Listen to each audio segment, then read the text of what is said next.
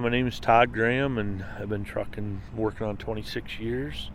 Started out as a household mover, followed the family tradition, did that for about 13 years, and was tired of being gone for extended amounts of time and decided to do something regional, 6-state regional. And I started doing that, and I worked for a local to my home freight company. I stayed with them for a few years, and then I got into a little bit of steel hauling for a couple of years and just found it wasn't something I really wanted to do. So I got into refrigerated and dry freight hauling again.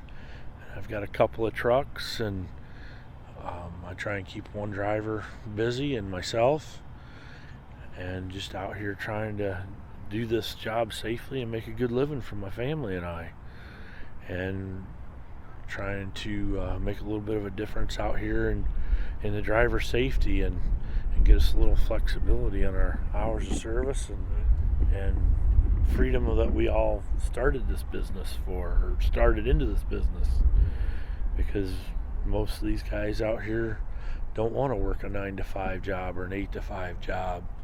They want to do their own thing and make something for themselves.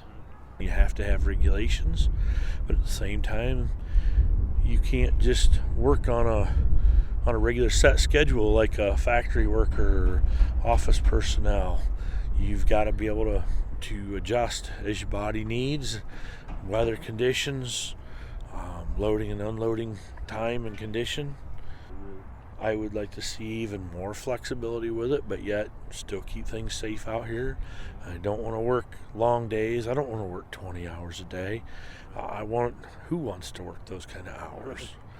But I want to be able to make a decent living in a decent amount of time, but do it on a schedule that I can be flexible around traffic, weather, and loading conditions. I have 2 W900s, a 99 and an 03. One's on paper log and one's on ELD. They're both good running trucks. I make a decent living with both of them. This is my 03 Kenworth.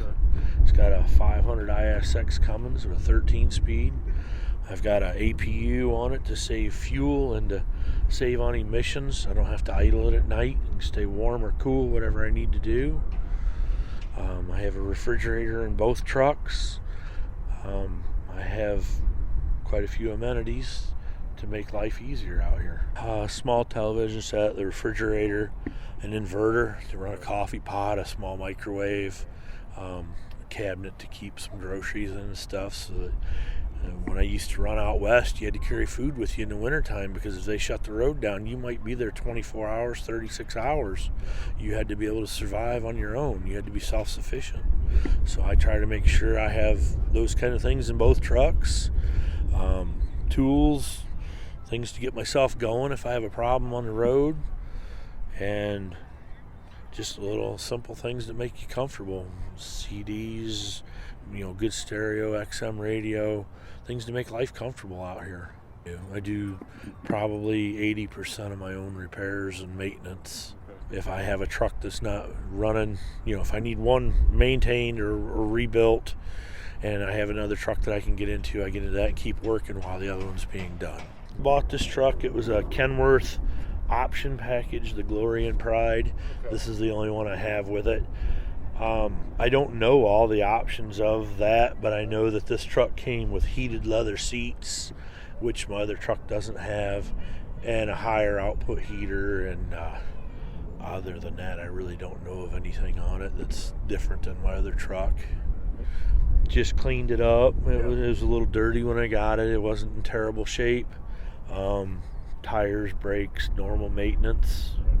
But I keep good tires. I keep my trucks clean. It also helps with DOT inspections. If you've got a filthy truck, they're going to look at it even harder.